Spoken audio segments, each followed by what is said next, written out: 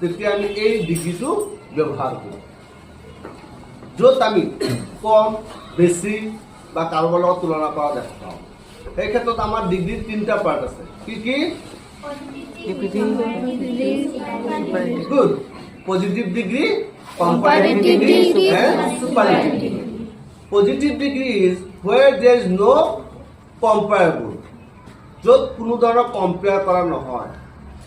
as a whole এজন মানুহৰ বা এটা প্ৰাণীৰ বা যিকোনো বস্তু যিটো কোৱালিটি আছে চেম থিং ইজ পজিটিভ ডিগ্ৰী য'ত কোনো কম্পেয়াৰ কৰা নহয় আৰু কম্পাৰেটিভ ডিগ্ৰীটো কি আছিল য'ত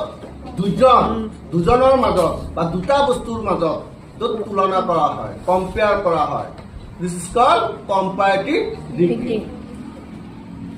আৰু সুপাৰলেটিভ ডিগ্ৰী হ'ল সকলোৰে লগত যিটো তুলনা কৰা হয় সকলোৰে মাজত এজন সকলোৰে মাজত এটা সকলোৰে